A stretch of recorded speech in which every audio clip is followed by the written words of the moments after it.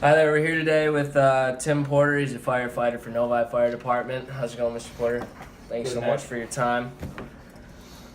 I just wanted to ask you a few questions about your occupation as a firefighter. Sure. To start, how difficult is it to become a firefighter? What type of training?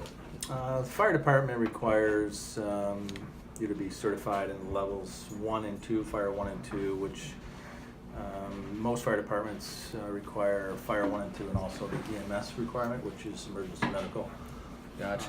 And that typically is about a year program, and it's typically 3 days a week for 1 year to get you through all the training. Okay. And how does shifts work? How long are they? In Novi, we have our shifts are 12-hour shifts. We either work from 6 a.m. until 6 p.m. or 6 p.m. until 6 a.m. in the morning. Okay. And we full-time guys work 12-hour shifts 4 days a week. Wow. Okay.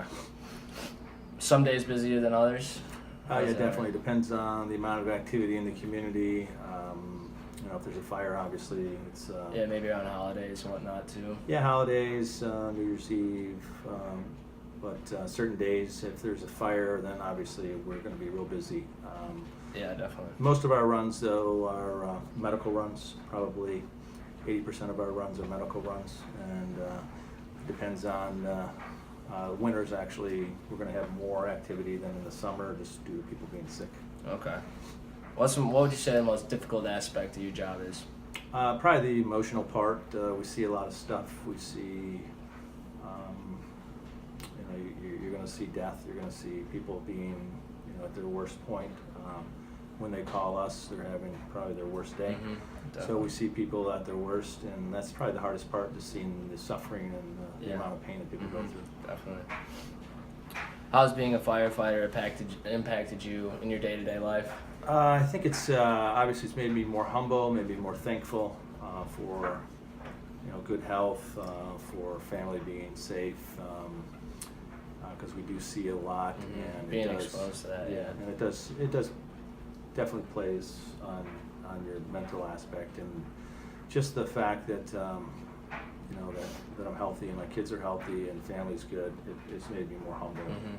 Yeah. What type of role do you guys play in the community, along with police officers?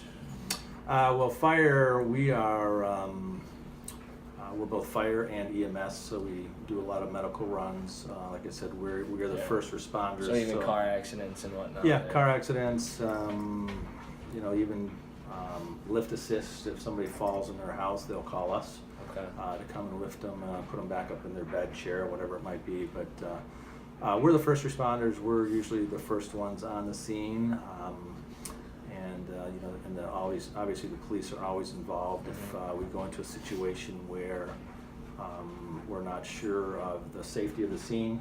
Yeah. The police will go in first and secure the scene for us before we go in. Gotcha. How does it feel to know that you're such a big impact in the community? Does it give you a sense of pride or anything like that? Yeah, I think obviously you feel good about helping people. Yeah, what you're doing. Yeah. And you get into this line of work because you enjoy helping people.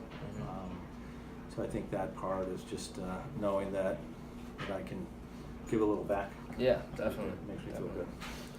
What type of equipment do you guys wear when going into fires? Our equipment, we call it turnout gear. It's really personal protection equipment, PPE. Yeah. And it's it's a jacket. We wear a hood, helmet, gloves, boots. Everything's fire tested. There's probably about 70 different tests that the equipment goes through to pass before it can be used out in the field. Before it's used, yeah. And probably the biggest test that they do is it's tested at 500 degrees for 5 minutes. Okay. And so after the 5 minutes, you can't really be in a house any longer than that.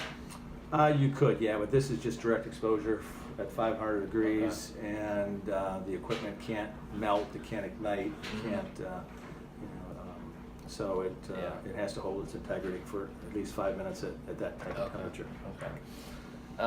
All firefighters that are at the station, are they all licensed to drive the fire trucks? How does that work? Yeah, we go through rigorous testing once you become get onto the department, we have 4 stations in Novi, so we have 4 different trucks. Oh, okay. And we also have a ladder.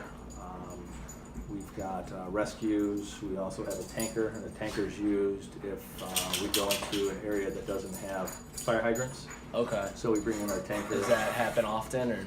No, there's several areas in Novi that doesn't have fire hydrants. So Okay. we have a tanker that holds about 2,500 gallons of water that would come along. So we have to be knowledgeable in driving all the different Yeah. apparatuses. Can that tanker, can that alone put the fire out, or will that not do it?